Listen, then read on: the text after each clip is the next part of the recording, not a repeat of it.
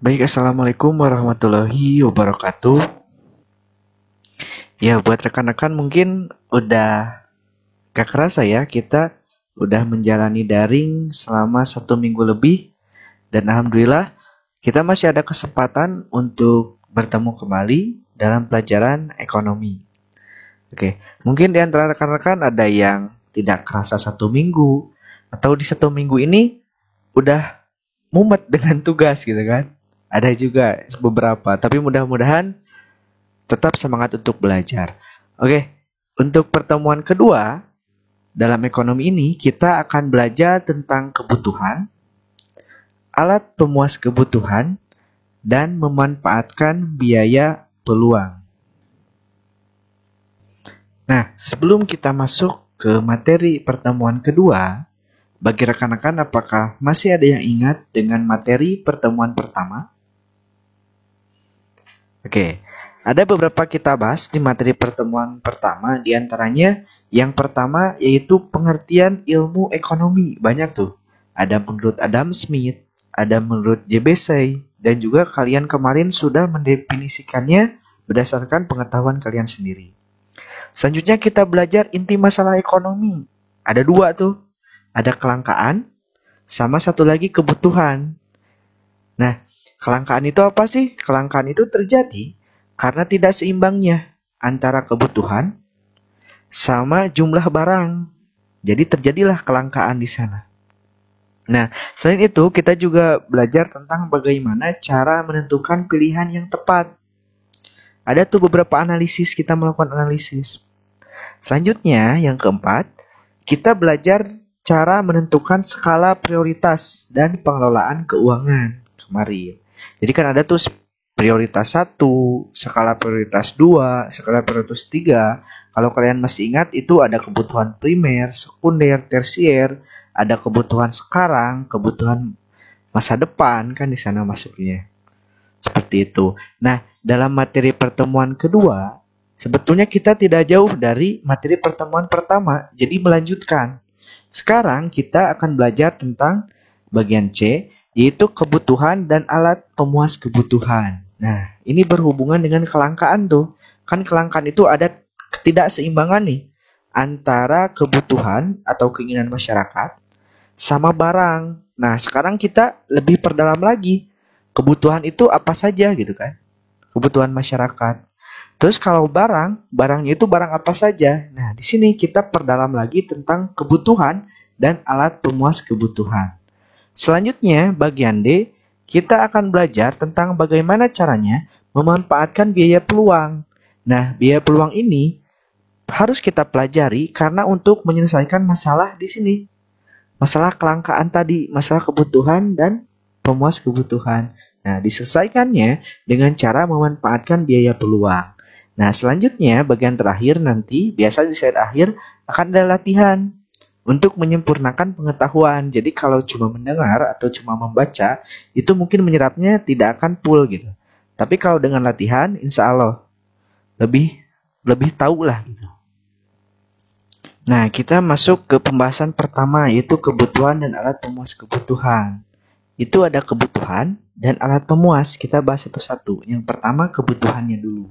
Nah, sebelumnya kita udah tahu bahwa kelangkaan itu berhubungan dengan kebutuhan sama barang yang terbatas. Nah, sekarang kita perdalam nih, kebutuhan manusia itu apa saja sih gitu kan? Kan kita tahu cuma makan, minum. Kalau anak sekolah mungkin bekal ke sekolah itu juga termasuk kebutuhan kan? Kalau nggak ada bekal nggak jalan sekolahnya. Nah, jenis-jenis kebutuhan terbagi menjadi 4. Yang pertama ada berdasarkan intensitasnya. Ini udah kita bahas kemarin. Di antaranya yang pertama ada primer. Primer itu kebutuhan yang harus dipenuhi untuk keberlangsungan hidup. Jadi kalau ini tidak dipenuhi, manusia itu tidak bisa hidup. Primer itu. Contohnya apa? Makan, minum, rumah, terus pakaian. Selanjutnya ada kebutuhan sekunder. Nah, kebutuhan sekunder ini dipenuhi setelah terpenuhinya kebutuhan primer. Kalau di primer rumah, di sekunder itu isi rumahnya. TV, meja, kursi, terus untuk berpergian itu ada motor. Jadi untuk pelengkap sekunder itu. Jadi meskipun sekunder tidak ada, misal tidak terpenuhi, toh manusia itu tetap bisa hidup gitu. Beda kalau primer tidak terpenuhi ya kita udahan gitu. Tapi kalau sekunder, kita tetap masih bisa hidup. Selanjutnya, ada kebutuhan tersier namanya. Nah, tersier ini ada kebutuhan yang bersifat mewah, gitu kan? Bertujuan meningkatkan status sosial. Contohnya apa? Perhiasan, mobil mewah, motor mewah gitu. Kalau di sekunder, motornya itu yang penting bisa jalan gitu kan. Bisa mengantarkan kita sesuai tujuan. Tapi kalau di tersier, motornya itu harus bisa meningkatkan status, jadi membuat bangga gitu. Contohnya motor apa? Misalkan R15. R15 kurang misalkan R25 atau CB250RR, Suzuki GSX misalkan. Kan itu membuat kebanggaan kan, meningkatkan status sosial gitu kan. Jadi terlihat kaya si orangnya. Nah, kebutuhan kedua yaitu berdasarkan subjek yang membutuhkannya. Jadi siapa nih yang butuhnya? Bisa individu, bisa umum. Kalau individu itu adalah kebutuhan yang berhubungan dengan berbagai individu yang berbeda. Jadi kebutuhan sendiri ini, contohnya kalau individu petani, dia butuhnya pacul gitu kan. Tidak mungkin kan petani butuh spidol, sawah digambar kan. Guru itu butuh spidol. Kalau dokter itu butuhnya alat-alat kedokteran seperti stetoskop contohnya. Nah, selanjutnya ada kebutuhan umum. Kalau kebutuhan umum adalah kebutuhan yang berhubungan dengan masyarakat umum atau kebutuhan sosial. Jadi untuk masyarakat banyak intinya. Seperti apa? Seperti jalan, jembatan, serta jaringan listrik gitu. Jadi bukan khusus untuk satu orang, tapi untuk banyak orang gitu. Nah, tapi kalau untuk ibu-ibu jalan untuk sendiri gitu kan. Sen kiri belok kanan. Nah, kebutuhan yang ketiga yaitu berdasarkan waktu. Jadi waktunya kapan nih kebutuhan? Ada terbagi dua nih kalau berdasarkan waktu. Ada kebutuhan sekarang dan ada kebutuhan masa yang akan datang. Jadi untuk nanti gitu. Kalau sekarang intinya itu kalau sekarang itu adalah kebutuhan yang tidak bisa ditunda dan harus dilakukan saat ini juga. Misalkan lapar, ya kita harus makan. Kalau kita sakit, ya kita harus minum obat kan. Itu nggak bisa dinantikan, keburu meninggal gitu. Kalau sakit perut, ya kita harus setor gitu kan, setor alam gitu. Kalau nggak setor alam, ya hidup terasa berakhir mungkin. Yang selanjutnya, yang masa yang akan datang. Contohnya asuransi pendidikan. Terus menabung misalkan. Kan itu untuk kebutuhan nanti gitu kan. Kita lakukan sekarang, tapi untuk nanti gitu. Selanjutnya, jenis-jenis kebutuhan yang keempat itu berdasarkan sifatnya. Ada jasmani, ada rohani nih. Kalau jasmani itu adalah kebutuhan yang berhubungan dengan tubuh atau fisik manusia. Jadi langsung nih ke badannya. Contohnya apa? Pakaian, makanan, minuman, obat. Jadi untuk fisik kita nih. Serta ada kebutuhan rohani. Nah, terkadang kebutuhan rohani ini lebih dibutuhkan daripada jasmani terkadang. Contohnya beribadah, ini vital banget. Yang kedua, hiburan. Nah, tidak mungkin kan kita terus contoh ngerjakan tugas terus lah. Pasti butuh hiburan kan. Yang selanjutnya nasihat nih, kita juga perlu nasihat. Yang keempat motivasi gitu. Hiburan, liburan ya termasuk di sana. Oke. Untuk sebelumnya, kita tadi udah belajar tentang jenis-jenis kebutuhan. Nah, sekarang kita kebalikannya, yaitu jenis-jenis barangnya. Nah, yang kedua, kita akan bahas barang dan jasa sebagai alat pemuas kebutuhan. Nah, tadi kebutuhannya, sekarang barangnya nih, jenis-jenis barang. Ini terbagi menjadi 5, kalau kita tahu jenis-jenis barang itu. Yang pertama, berdasarkan cara memperolehnya. Ini terbagi 3. Ada barang ekonomi, ini. Ada barang non-ekonomi, ada barang elit. Kalau barang ekonomi adalah barang yang pertama itu jumlahnya terbatas. Yang kedua, untuk memperolehnya memerlukan pengorbanan. Pengorbanan apa? Waktu, biaya, tenaga misalkan. Jadi harus kerja lah untuk mendapatkannya. Seperti uang contohnya, makanan. Kan itu barang ekonomi, kita harus kerja dulu kan untuk mendapatkannya. Yang kedua, itu ada barang non-ekonomi. Kalau barang non-ekonomi, itu barang yang tersedia dalam jumlah berlimpah. Malahan, permintaannya sedikit, jadi kebutuhannya sedikit, tapi barangnya berlimpah. Untuk memperolehnya, tidak memerlukan pengorbanan, jadi gratis. Contohnya apa? Udara, sinar matahari gitu kan. Tidak mungkin kan kita jemur baju harus bayar kan, gratis itu kan. Selanjutnya, yang ketiga, ada barang ilit. Nah, ini agak aneh kan, apa sih barang ilit gitu kan.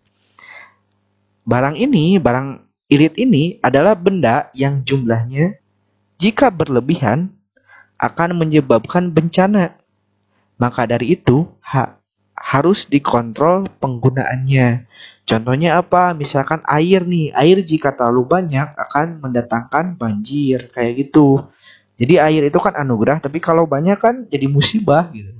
Tapi kalau jika di Jakarta pakai seluncuran ya tetap jadi anugerah lah. Tetap dipakai main gitu kan, tapi tetap intinya itu bencana. Nah, selanjutnya ini berdasarkan kepentingan. Nah, ini terbagi menjadi 4. Ada barang inferior, ada barang mewah, ada barang normal, dan ada barang esensial. Kalau barang inferior nih, adalah barang yang pemakaiannya jika pendapatan kita dikurangi, maka penggunaan barang ini bertambah. Tapi jika pendapatan kita bertambah, penggunaan barang ini dikurangi. Nah, mulai terpikir kan? Contoh lah, Bapak gaji sekarang 400.000. Nanti meningkat nih, misalkan jadi 5 juta. Nah, barang ini, gaji Bapak naik, tapi barang ini dikurangi. Contohnya apa? Misalkan sandal jepit. Karena kan kalau gajinya udah naik, pengen sandalnya misalkan talincang gitu kan, pengen yang bagus. Terus barang-barang bekas. Kan kalau dulu, kalau gajinya kecil suka beli sepeda bekas, beli motor bekas. Kalau udah gede kan gajinya kita beli motor baru kan. Terus barang KW. Nah, biasanya yang beli-beli barang KW ini yang uangnya terbatas nih. Makanya pengen gaya tapi uang terbatas ya beli barang KW. Itu namanya barang inferior gitu. Yang kedua, ada barang mewah. Kalau barang mewah adalah barang yang berharga mahal dan dapat menaikkan status sosial. Kalau tadi barang tersier lah gitu. Kebutuhan tersier itu barang mewah nih untuk memenuhinya, kayak berlian, mobil mewah, kapal pesiar gitu kan. Terus ada barang normal. Kalau barang normal adalah barang yang permintaannya bertambah saat pendapatan meningkat. Dan saat pendapatan berkurang, permintaan barang ini pun berkurang gitu. Contohnya apa? Baju, buku, komputer gitu kan. Saat pendapatan Bapak naik kan Bapak pengen beli baju kan. Tapi saat pendapatan Bapak turun ya, daripada beli baju mending untuk kebutuhan primer kan, kayak makan, minum, kayak gitu. Terus ada ini barang esensial namanya. Nah, kalau barang esensial adalah barang yang sangat diperlukan untuk memenuhi kebutuhan dan permintaannya tidak signifikan dipengaruhi oleh gaji atau pendapatan. Jadi mau pendapatan besar, pendapatan kecil, barang esensial ini tetap amat sangat dibutuhkan. Contohnya gula, beras gitu kan, bensin gitu kan. Nah, ini barang esensial ini intinya adalah barang primer lah gitu, untuk kebutuhan primer. Nah, jenis barang yang ketiga berdasarkan proses pengolahannya. Nah, berdasarkan cara pengolahannya. Ini terbagi menjadi 3. Yang pertama ada namanya barang mentah. Nah, kalau barang mentah itu adalah barang yang belum bisa digunakan dan barang yang belum mengalami pengolahan. Intinya belum diolah lah. Contohnya biji besi nih. Biji besi itu adalah bahan untuk membuat besi. Nah, biji besi kan tidak bisa dimanfaatkan. Contoh kedua, karet. Kalau karet itu bahan untuk membuat ban gitu kan. Nah, terus ada nih barang setengah jadi. Nah, kalau barang setengah jadi adalah barang yang telah diproses pada tahap tertentu tapi belum siap dipakai gitu. Tapi udah diproses nih, tapi belum siap dipakai. Jadi baru di tengah-tengah lah. Contohnya misalkan benang gitu kan. Karena benang itu udah diproses kan jadi benang. Tapi kan belum bisa dipakai gitu. Benang untuk membuat pakaian. Selanjutnya tepung nih. Tepung beras untuk membuat cipe gitu. Yang ketiga ada barang jadi. Nah, kalau barang jadi adalah barang yang sudah diolah dan siap digunakan. Contohnya pakaian, sepatu, tas misalkan seperti itu. Oke, yang selanjutnya itu berdasarkan hubungan pemakainya. Nah, kalau hubungan pemakainya ada dua nih. Hubungan pemakainya. Yang pertama ada barang substitusi. Yang kedua ada barang komplementer namanya. Nah, kalau barang substitusi adalah barang yang dapat dipakai untuk menggantikan fungsi barang lain gitu. Jadi kalau misalkan kita pengen A nih. Nah, kalau ada barang substitusinya, misalkan barang B, ya kita nggak apa-apa nggak pilih A, kita pilihnya barang B. Contohnya apa? Misalkan singkong untuk menggantikan beras. Kan kalau beras mahal, lainnya ke singkong. Terus telur untuk menggantikan daging. Selanjutnya kertas untuk menggantikan daun pisang kayak gitu. Itu barang substitusi namanya. Barang pengganti. Selanjutnya ada barang komplementer. Nah, kalau barang komplementer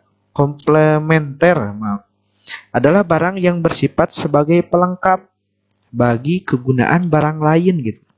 Jadi kita misalkan beli barang A, kita wajib punya barang B-nya, pelengkap. Contohnya apa? Mobil dengan bensin. Yang kedua, pulpen dengan tinta. Yang ketiga, kopi dengan gula misalkan. Nah, jenis-jenis barang yang selanjutnya, yang kelima, itu berdasarkan bentuk dan sifatnya. Ini terbagi dua nih. Ada barang tetap, yang keduanya barang bergerak. Nah, kalau barang tetap adalah barang yang sifatnya tetap dan tahan lama. Biasanya sulit untuk dipindahkan atau tidak bisa sama sekali dipindahkan. Yang pertama, contohnya gedung. Yang kedua, tanah. Yang ketiga, mesin pabrik yang gede-gede. Itu sulit dipindahkan. Selanjutnya, barang bergerak. Nah, kalau barang bergerak adalah barang yang bersifat tidak tetap dan masa pakainya biasanya pendek. Intinya cepat habis atau cepat, kalau buah itu cepat gitulah, cepat layu gitu kan. Yang pertama contohnya buah, yang kedua sayur, ketiga beras, keempat bahan bakar. Nah, contoh keenam ini berdasarkan cara penggunaannya. Nah, kalau cara penggunaannya dibagi dua, ada barang pribadi dan barang umum. Kalau barang pribadi itu adalah barang yang dimiliki dan digunakan oleh individu atau perorangan, seperti rumah, tabungan, mobil. Kalau barang umum adalah barang yang digunakan untuk kepentingan banyak orang, contohnya taman, jembatan, sekolah, dan lain-lainnya gitu. Oke, setelah kita membahas tentang jenis-jenis barang, sekarang kita bahas mengenai kegunaan suatu barang. Nah, kegunaan suatu barang itu terbagi menjadi 4. Yang pertama, kegunaan bentuk. Nah, kegunaan bentuk ini adalah kegunaan yang muncul setelah suatu barang diubah bentuknya. Setelah diubah, bentuknya menjadi semakin bernilai.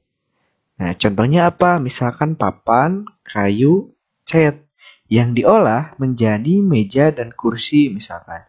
Jadi, barang ini akan semakin berharga setelah diolah gitu. Karena sebelum diolah harganya itu istilahnya murah atau kurang berguna lah bagi kehidupan seseorang. Tapi setelah diolah menjadi sangat berguna, malahan menjadi bernilai gitu. Dan dijual pun ada harganya gitu, lebih mahal. Yang kedua selanjutnya yaitu kegunaan ini bukan tepat tapi tempat. Nah, adalah kegunaan yang muncul setelah suatu barang dipindahkan ke tempat lain. Contohnya apa? Misalkan pasir di pantai ataupun di gunung. Nah, akan memiliki nilai ekonomis, akan memiliki harga setelah dipindah misalkan ke lokasi pembangunan. Nah, seperti itu. Yang ketiga, yaitu kegunaan waktu. Nah, adalah kegunaan barang ketika digunakan tepat waktu. Jadi kalau digunakan sekarang, misalkan ini kurang berguna nih, tapi kalau tepat pada waktunya ini menjadi amat sangat berguna. Contohnya, tabungan pendidikan yang sudah disiapkan sejak jauh-jauh hari menjadi berguna ketika saat dibutuhkan. Nah, untuk keempat, yaitu kegunaan waktu. Adalah kegunaan barang yang muncul ketika barang tersebut telah dimiliki. Oh maaf, ini bukan waktu, ada kesalahan. Kegunaan ini maaf bukan waktu, tapi kegunaan milik ini. Kegunaan milik harusnya. Ini tempat, ini milik ya, kegunaan milik. Nanti diubahlah kalau PPT-nya. Adalah kegunaan barang yang muncul ketika barang tersebut telah dimiliki. Nah, contohnya apa? Misalkan komputer. Kalau ada di toko, itu tidak akan berguna. Tapi kalau kita beli, jadi milik kita, nah itu jadi berguna gitu. Ini kegunaan milik ya, bukan kegunaan waktu yang keempat. Nah, sekarang kita masuk lagi ke pembahasan yang selanjutnya. Setelah sebelumnya kita belajar tentang kebutuhan dan alat pemuas kebutuhan, mudah-mudahan penjelasannya memuaskan dan mudah dipahami. Nah, sekarang kita masuk ke pembahasan selanjutnya, yaitu memanfaatkan biaya peluang. Nah, sebelum ke biaya peluang ini ada suatu pengantar lah. Nah, kita tahu kan bahwa masalah ekonomi itu adalah kelangkaan. Kelangkaan itu ada ketidakseimbangan nih antara kebutuhan dan alat pemuas kebutuhan atau barang. Jadi tidak seimbang. Kebutuhan banyak tapi barang sedikit. Nah, untuk menyelesaikannya, masalah kelangkaan itu kita bisa melakukan dengan cara memanfaatkan biaya peluang. Nah, apa sih biaya peluang kan? Biaya peluang adalah segala sesuatu yang dikorbankan untuk mendapatkan sesuatu. Biaya peluang tidak harus berupa uang, tetapi bisa berupa waktu, kesempatan, keuntungan pada masa depan, atau kesenangan. Nah, jadi intinya biaya peluang itu adalah segala sesuatu yang dikorbankan untuk mendapat sesuatu. Nah, itu. Contoh nih, kita langsung ke contoh kasus saja. Ini biaya peluang pada individu. Nah, biaya peluang itu kebagi dua. Ada kepada individu dan ada juga biaya peluang untuk produksi. Nanti yang kedua. Nah, contoh kasusnya untuk individu misalkan nih. Ini kita contoh kasusnya misalkan Dika lah namanya. Saat libur, Dika ini ingin mendaki Gunung Semeru. Untuk keperluan, dia harus membayar travel 500.000 dan untuk bekal itu membayar 100.000. Nah, misalkan Dika ingin pergi ke gunung 500 travel dan untuk bekal 100.000. Jadi di total 600.000 lah kalau dia berangkat ke gunung gitu, ke Gunung Semeru. Nah, jika Dika tidak mendaki gunung, ia mendapat tawaran dari teman ayahnya untuk melatih biola. Ia mendapat upah 200.000 sehari. Jadi kalau dia berangkat membayar 600, kalau dia tidak berangkat, dia mendapatkan uang 200.000.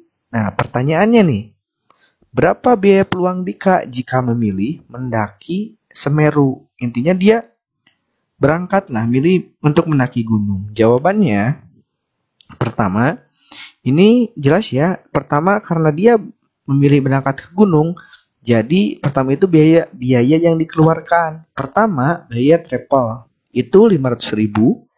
Terus biaya bekal. Biaya bekal 100.000. Ini ada biaya eksplisit namanya. Ini keseluruhan biaya yang dikeluarkan. Itu 600.000 untuk mendaki gunung. Terus ada nih penghasilan jika tidak naik gunung, implisit namanya, yang tidak dipilih, 200.000. Jadi biaya naik gunung itu bukan 600.000 yang dikeluarkan, tapi kalau di total itu ada 800.000 karena dia juga melewatkan untuk melatih teman ayahnya. 800.000. Kesimpulannya, dari perhitungan di atas menjadi jelas bahwa biaya naik gunung bukan hanya biaya yang nyata-nyata dikeluarkan, tetapi juga pendapatan yang tidak jadi diperoleh karena memilih untuk pergi naik gunung. biaya peluang Dika untuk naik gunung adalah 200.000. Nah, biaya peluangnya jadi 200.000. Oke, contoh lain lah. Misalkan Bapak dulu pas lulus itu ada 2 tawaran kerja. Pertama mengajar, misalkan dengan gaji taruhlah 1 juta per bulan. Terus Bapak dulu juga udah diterima di salah satu perusahaan untuk menjadi kepala wakil toko. Itu gajinya hampir kalau tidak salah 2,5 juta sampai 3 juta. Nah, perbedaannya ngajar 1 juta untuk jadi wakil kepala toko itu 2,5 juta. Tapi Bapak memilih mengajar dengan gaji 1 juta. Jadi biaya peluang Bapak itu adalah menjadi wakil kepala toko yang uangnya itu 2,5 juta, seperti itu. Jadi intinya biaya peluang itu adalah biaya yang tidak dipilih atau dikorbankan. Nah, segala sesuatu yang dikorbankan untuk mendapat sesuatu. Nah, itu adalah biaya peluang. Kalau Dika tadi itu 200.000. Kalau Bapak menjadi wakil kepala toko dengan gaji 2,5 juta 1 bulan. Seperti itu. Nah, untuk biaya peluang yang kedua, yaitu biaya peluang pada kurva batas kemungkinan produksi. Nah, ada nih produksi. Jadi misalkan kita mau produksi 2 barang nih, tapi tenaga kerja, bahan terbatas. Nah, kita mau lihat nih, biaya peluang terbaik kira-kira kita produksinya apa? Karena kan produksinya 2 barang, pekerja terbatas. Nah, bagusnya kita produksi apa? Nah, cara ini dapat dilakukan ketika kita harus menghitung biaya peluang dalam rangka penggunaan sumber daya yang langka. Lihat, di sini ada kurva batas kemungkinan produksi. A ini nih adalah produksi pertama, B contoh produksi kedua. Ini ada ukulele dan ada gitar akustik. Oke, kita lihat keterangannya. Keterangan pertama, jika semua sumber daya memproduksi ukulele akan dihasilkan 1.200 unit dan gitar akustik 0. Oke, jadi semua pekerja itu diharuskan mengerjakan ukulele gitu, tidak ada yang mengerjakan gitar. Hasilnya apa? Lihat dari sini. Ini yang oranye ini ada garis oranye ya. Ini merupakan batas produksi. Jadi batas kemampuan produksinya tidak bisa keluar dari batas oranye ini. Contoh, semuanya pekerja diharuskan memproduksi ukulele. Berarti produksi ukulele itu akan di tahap maksimal di 12.000 ini. Di 1.200 unit. Sedangkan gitar 0. Karena semuanya udah paling maksimal di sini. Oke, selanjutnya keterangan kedua, jika semua sumber daya memproduksi gitar akustik akan dihasilkan 300 unit dan ukulele 0. Oke, tadi yang pertama semua fokus ke ukulele, gitar 0, sekarang kita fokuskan dibalikan. Fokusnya ke gitar listrik, lihat maksimalnya berapa. Kalau difokuskan ke gitar listrik berarti yang didapat selama 1 hari kita hitungnya. Ini pekerja itu, semua pekerja hanya bisa memesan 300 gitar akustik, sedangkan ukulele 0. Ini karena maksimal kan di sini. Jadi ukulelenya 0 di sini. Oke, sekarang kita ke keterangan ketiga nih. Pada titik A, semua sumber daya memproduksi ukulele dan gitar listrik. Nah, dihasilkan ukulele 600 unit dan gitar akustik 200 unit. Nah, kalau tadi kan satu-satu, sekarang semuanya dicoba disatukan. Jadi semua pekerja, mereka disuruh mengerjakan 2 langsung ukulele, gitar listrik. Dilihat nih, mampunya berapa. Ternyata kalau dibagi gitu, dilihat mampunya itu pada titik A. Di sini, ini udah maksimal kan, nggak bisa keluar dari garis oranye ini. Didapat berapa? Didapat gitar akustik 200, ukulele 600. Nah, ini pada titik A nih. Sekarang keterangan keempat, pada titik B. Ukulele bertambah 1.000 unit. Nah, bertambah dari awal titik A 600 dan gitar akustik berkurang 100 unit. Berkurang dari titik awal A 200. Nah, setelah di titik A, ternyata si bos ini pengennya, kan tadi impas ya 600 200. Si bos ini ingin lebih fokus ke ukulele, banyakin di ukulele. Jadi pekerjaannya tadi imbang 2, gitar listrik ukulele 50% sekarang diambil misalkan yang gitar akustik mengerjakan ukulele 20%, jadi 70% yang mengerjakan ukulele. Gitar akustik cuma 30%. Hasilnya gimana? Hasilnya titik B ini. Titik B ini dimana ukulele hasilnya 100. Maaf 1000 unit. Sedangkan si gitar akustik hasilnya itu berkurang 100 menjadi 200. Menjadi 100 unit, yang tadinya 200 berkurang. Jadi gitar akustik berkurang, ukulele bertambah karena tadi pegawainya juga dipindah gitu kan. Separuhnya bekerja ukulele. Nah, pada keterangan kelima, perhatikan pergeseran ukulele dari titik A ke titik B. Ukulele bertambah 600 titik A menjadi 1000 titik B. Nah, yang tadi perhatikan pergeserannya nih. Ukulele dari titik A ke titik B. Keterangan ke-6, perhatikan pergeseran gitar akustik dari titik A ke titik B. Lihat, gitar akustik dari titik A di sini, jadi ke sini kan berkurang. Nah, seperti itu. Nah, selanjutnya poin ke-7, keterangan ke-7, pergeseran grafik batas kemungkinan produksi dari titik A ke titik B berakibat ukulele bertambah 400 unit dan gitar akustik berkurang 100 unit gitu yang tadi. Ini berkurang 100, ini bertambah 400 gitu karena adanya pergeseran. Kan tadinya bekerjanya di sini 50, di sini 50, sekarang dikesinikan. Jadi di sini 30% yang bekerja, di sini 70% gitu. Akhirnya apa? Produksi gitar akustik berkurang ini kan dari 200 ke 100, sedangkan ukulele bertambah dari 600 ke 1000 gitu. Nah, keterangan ke-8, dengan pergeseran ini dapat disimpulkan bahwa biaya peluang 400 ukulele sama dengan 100 unit gitar listrik. Nah, tinggal dipilih nih. Kita mau fokusnya ke ukulele. Kalau kita fokus ke ukulele 600, berarti yang jadi biaya peluang itu adalah 100 gitar akustik. Tapi kalau kita fokus ke gitar akustik, misalkan gitar akustik 200, maka ukulele jadi 600. Jadi biaya peluangnya ini tinggal 1000 dikurangi 600 jadi 400 ukulele gitu. Nah, kalau yang ini Bapak titip coba baca-baca lagi nih. Insya Allah mudah dipahami kalau yang ini. Nah, untuk pembahasan ketiga ada latihan kedua nih. Intinya kerjakan dengan baik. Selamat mengerjakan. Semangat. Terima kasih. Wassalamualaikum warahmatullahi wabarakatuh.